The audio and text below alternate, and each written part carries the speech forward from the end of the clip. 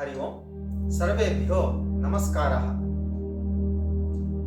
ನಾವಿವತ್ತು ಓಂಕಾರ ಪ್ರಾಣಾಯಾಮದ ಬಗ್ಗೆ ತಿಳ್ಕೊಳ್ಳೋಣ.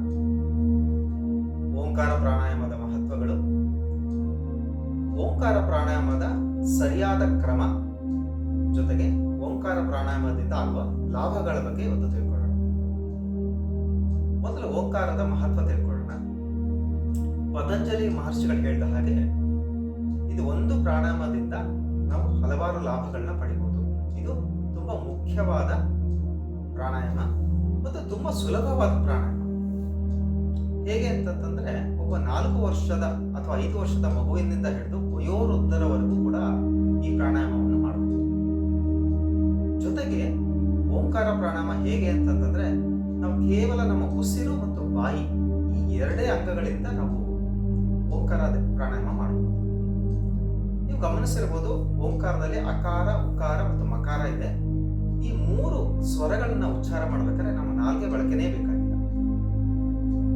ಓಂಕಾರವನ್ನು ನಮ್ಮ ಪೂರ್ವಜರು ಮತ್ತು ನಮ್ಮ ಋಷಿಗಳು ಬ್ರಹ್ಮನಾದ ಅಂತ ಹೇಳಿದ್ದಾರೆ. ಅಷ್ಟು ಸಾವಿರಾರು ವರ್ಷಗಳಿಂದ ಅವರು ಹೇಗೆ ಹೇಳಿದ್ರು ಅಂತ ಹೇಳಿ ಈಗಿನ ಹೊಸ ನವಪೀಳಿಗೆಯ ಸೈಂಟಿಸ್ಟ್ಗಳು ಅದನ್ನ ನೋಡಕ್ ಹೋದಾಗ ಬ್ರಹ್ಮಾಂಡಕ್ಕೆ ಒಂದು ನಾದ ಇದೆ, ಅದು ಓಂಕಾರ ಅಂತ ಗೊತ್ತಾಗಿದೆ. ಬ್ರಹ್ಮಾಂಡದ ನಾದ 136.1 ಹರ್ಟ್ಸ್. ಅದೇ ರೀತಿ ಓಂಕಾರವನ್ನು ಸರಿಯಾದ ಕ್ರಮದಲ್ಲಿ ನಾವು ಪಠಿಸಿದಾಗ ಅದು ಕೂಡ 136.1 ಹರ್ಟ್ಸ್ ಇರುತ್ತೆ. ಹೀಗೆ ನಾವು ಕೇವಲ ಓಂಕಾರದಿಂದ ನಮ್ಮನ್ನು ಬ್ರಹ್ಮಾಂಡದೊಂದಿಗೆ ನೇರವಾಗಿ ಸಂಪರ್ಕ ಹೊಂದಬಹುದು. ಅದರಿಂದ ಹಲವಾರು ಲಾಭಗಳಿವೆ. ಈಗ ಸರಿಯಾದ ಕ್ರಮದಲ್ಲಿ ಹೇಗೆ ಓಂಕಾರ ಪ್ರಾಣಾಯಾಮ ಮಾಡೋದು ಅನ್ನೋದ್ರ ಬಗ್ಗೆ ತಿಳ್ಕೊಳ್ಳೋಣ. ಓಂಕಾರದಲ್ಲಿ 3 ಸ್ವರಗಳಿದ್ದಾವೆ. ಒಂದು ಅಕಾರ, ಎರಡನೇದು ಉಕಾರ, ಮೂರನೇದು ಮಕಾರ. ಈ 3 ಸ್ವರಗಳು ಸೇರಿ ಓಂಕಾರ ಆಗಿರೋದು. ಅಕಾರ, ಉಕಾರ, ಮಕಾರ ಪ್ರಾಣಾಯಾಮ ಮಾಡಿ ಕೊನೆಗೆ ನಾವು ಓಂಕಾರ ಪ್ರಾಣಾಯಾಮವನ್ನು ಇವತ್ತು ಅಭ್ಯಾಸ ಮಾಡೋಣ. ಮೊದಲಿಗೆ ಅಕಾರ. ಅಕಾರ ನಮ್ಮ ನಾಭಿಯಿಂದ ಶುರುವಾಗಿ ನಮ್ಮ ಬಾಯಿಂದ ಹೊರಗೆ ಬರುವ ಒಂದು ಸ್ವರ. ಅಕಾರ ಪ್ರಾಣಾಯಾಮ ಮಾಡ್ತಾ ಇರಬೇಕಾದ್ರೆ ನಮ್ಮ ನಾಭಿ ಸುತ್ತಮುತ್ತಲಿನ ಪ್ರದೇಶ ಮತ್ತು ನಮ್ಮ ದೇಹದ ಕೆಳಗಿನ ಭಾಗ ಸಂಪೂರ್ಣ ವಿಶ್ರಾಂತಿ ಒಳಗಾಗುತ್ತೆ. ಜೊತೆಗೆ ಈ ಎಲ್ಲ ಅಂಗಗಳು ಸಕ್ರಿಯವಾಗ್ತವೆ, ಸಚೇತನಗೊಳ್ತವೆ. ಓಂಕಾರ ಇನ್ನೊಂದು ರೀತಿಯಲ್ಲಿ ಹೇಳಬೇಕು ಅಂದ್ರೆ ಈ ಅಕಾರ ಓಂಕಾರದಲ್ಲಿ ಎಚ್ಚರಿಕೆಯ ಸ್ಥಿತಿ ಅಂತ ಕೂಡ ಹೇಳ್ಬೋದು. ಈಗ ನಾವು ಅಕಾರ ಪ್ರಾಣಾಯಾಮ ಮಾಡೋಣ. ನಿಮ್ಮ ಕೈಗಳನ್ನು ಹೀಗೆ ಇಟ್ಕೊಳ್ಳಿ. ಉಸಿರನ್ನು ದೀರ್ಘವಾಗಿ ತಗೊಳ್ಳಿ. ಉಸಿರು ತಗೊಳ್ಳಿ. ನಿಮ್ಮ ಹೊಟ್ಟೆ ಭಾಗ ಸಂಪೂರ್ಣವಾಗಿ ತುಂಬಿಸಿ ತುಂಬಿಸಿ ತುಂಬಿಸಿ ಪೂರ್ತಿ ತುಂಬಿಸಿ. ನಿಮ್ಮ ಹೊಟ್ಟೆ ಭಾಗ ಸಂಪೂರ್ಣ ತುಂಬಿಸಿ ತುಂಬಿಸಿ. ಈಗ ಅಕಾರ ಉಚ್ಚಾರ ಮಾಡಿ. ಈಗ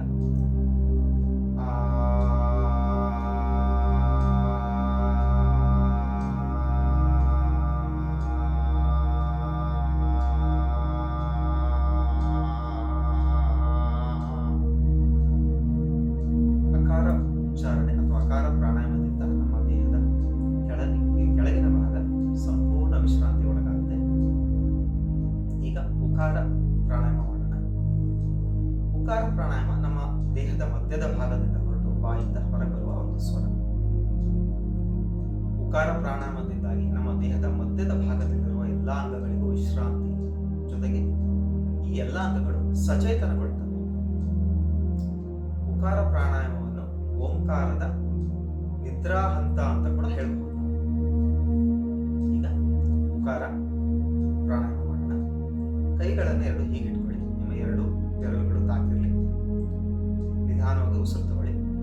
ದೀರ್ಘವಾಗಿ ಉಸಿರು ತಗೊಳ್ಳಿ. ಸಂಪೂರ್ಣ ನಿಮ್ಮ ಎದೆ ಭಾಗ ತುಂಬಿಸಿ ತುಂಬಿಸಿ ತುಂಬಿಸಿ ಪೂರ್ತಿ ತುಂಬಿಸಿ ಆದ್ಮೇಲೆ ಈಗ ಉಕಾರ ಉಚ್ಚಾರ ಮಾಡಿ.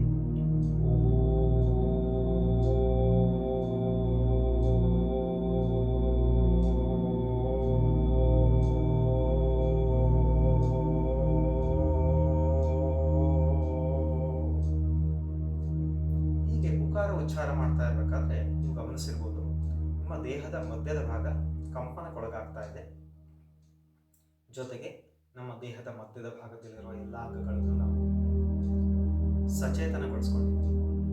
ಈಗ ಮಕಾರ ಪ್ರಾಣಾಯಾಮ ಹೇಗೆ ಮಾಡೋದು ಅಂತ ನೋಡೋಣ.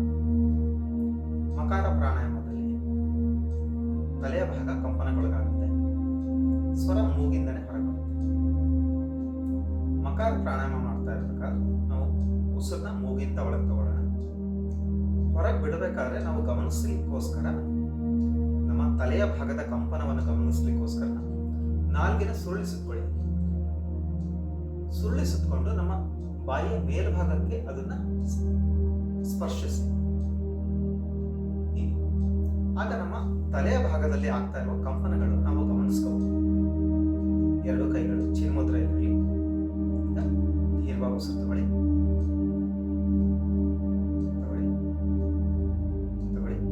ಪೂರ್ತಿ ನಿಮ್ಮ ದೇಹದ ಮೇಲ್ಭಾಗದ ಸಂಪೂರ್ಣವಾಗಿ ತುಂಬಿಸಿ. ಈಗ ಮಕಾರ ಉಚ್ಚಾರ ಮಾಡಿ.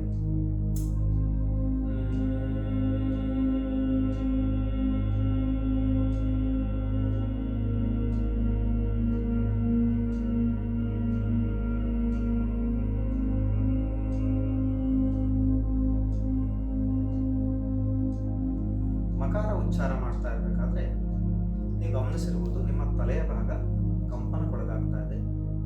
ಈ ಕಂಪನದಿಂದಾಗಿ ನಮ್ಮ ತಲೆಯ ಭಾಗ ಸಂಪೂರ್ಣ ವಿಶ್ರಾಂತಿಗೊಳಗಾಗಿದೆ. ಜೊತೆಗೆ ನಮ್ಮ ತಲೆಯಲ್ಲಿರುವ ಎಲ್ಲ ಅಂಗಗಳು ಸಚೇತನಗೊಂಡಿದ್ದಾವೆ. ಇದು ಪ್ರಾಣಾಯಾಮದ ದೀರ್ಘ ನಿದ್ರಾ ಅವಧಿ ಅಥವಾ ಸಂಪೂರ್ಣ ವಿಶ್ರಾಂತಿ ಅಂತ ಕೂಡ ಹೇಳ್ಬೋದು. ಈ ಮೂರು ಅಕಾರ, ಉಕಾರ ಮತ್ತು ಮಕಾರ, ಇದು ಮೂರು ಸೇರಿ ಆಗಿರೋದು ಓಂಕಾರ.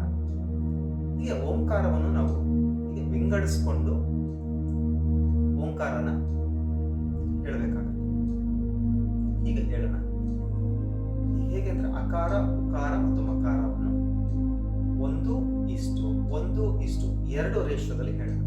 ಅಂದ್ರೆ ಅಕಾರಕ್ಕೆ ಒಂದು ಭಾಗ, ಉಕಾರಕ್ಕೆ ಒಂದು ಭಾಗ ಮತ್ತು ಮಕಾರಕ್ಕೆ ದೀರ್ಘಾವಧಿ 2 ಭಾಗವನ್ನು ಕೊಟ್ಟು ಹೇಳೋಣ. ನಿಮ್ಮ 2 ಕೈಗಳು ಚಿನ್ಮುದ್ರೆಯಲ್ಲಿರಲಿ, ಕಣ್ಣುಗಳನ್ನು ಮುಚ್ಚಿ ದೀರ್ಘವಾಗಿ ಉಸಿರು ತಗೊಳ್ಳಿ.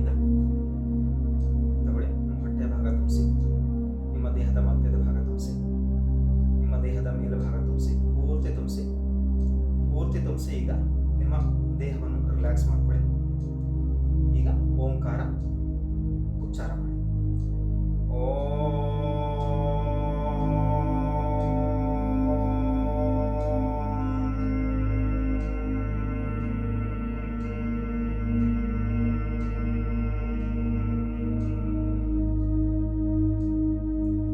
ಹೀಗೆ ನಾವು ಉಸಿರು ಬಿಡ್ತಾ ಇರಬೇಕಾದ್ರೆ ಅಕಾರ, ಉಕಾರ ಮತ್ತು ಮಕಾರ ಹೇಳ್ಕೊಂಡು ನಮ್ಮ ದೇಹದ ಭಾಗಗಳನ್ನು ಗಮನಿಸ್ಕೋತಾ ಓಂಕಾರ ಪ್ರಾಣಾಯಾಮ ಮಾಡ್ತೀವಿ. ಈಗ ಓಂಕಾರ ಪ್ರಾಣಾಯಾಮದಿಂದ ನಮಗೆ ಏನು ಪ್ರಯೋಜನಗಳಾಗುತ್ತೆ ಅನ್ನೋದ್ರ ಬಗ್ಗೆ ತಿಳ್ಕೊಳ್ಳೋಣ. ಒಂದು ಸ್ಟಡಿ ಪ್ರಕಾರ ನಮ್ಮ ದೇಹದ ಮತ್ತು ಮಾನಸಿಕ, ಅಂದ್ರೆ ದೈಹಿಕ ಮತ್ತು ಮಾನಸಿಕ ಅನಾರೋಗ್ಯಕ್ಕೆ ಕಾರಣ ನಮ್ಮ ಮಾನಸಿಕ ಒತ್ತಡ. ಈ ಮಾನಸಿಕ ಒತ್ತಡವನ್ನು ಕೇವಲ ಓಂಕಾರ ಪ್ರಾಣಾಯಾಮದಿಂದಾಗಿ ನಾವು ಕಡಿಮೆ ಮಾಡ್ಕೋಬಹುದು. ಈ ಮಾನಸಿಕ ಒತ್ತಡ ಒಂದು ಕಡಿಮೆ ಆಯಿತು ಅಂತಂದ್ರೆ ನಮ್ಮ ಹಲವಾರು ಆರೋಗ್ಯ ಸಮಸ್ಯೆಗಳು ದೂರವಾಗ್ತವೆ. ಇದರ ಜೊತೆಗೆ ನಮ್ಮ ಏಕಾಗ್ರತೆ ಹೆಚ್ಚುತ್ತೆ, ನಮಗೆ ಒಳ್ಳೆ ನಿದ್ರೆ ಬರುತ್ತೆ, ನಮ್ಮ BP ನಾರ್ಮಲಿ ಬರುತ್ತೆ, ಡಯಾಬಿಟಿಸ್ ಕಂಟ್ರೋಲಿಗೆ ಬರುತ್ತೆ, ಅಸಿಡಿಟಿ ಕಡಿಮೆ ಆಗುತ್ತೆ. ಹೀಗೆ ಹಲವಾರು ಪ್ರಯೋಜನಗಳಿವೆ. ಕೇವಲ ಓಂಕಾರ ತುಂಬಾ ಸುಲಭವಾದ ರೀತಿಯಲ್ಲಿ ನಾವು ಮಾಡ್ಕೋಬಹುದು. ಎಲ್ಲರಿಗೂ ನಮಸ್ಕಾರ.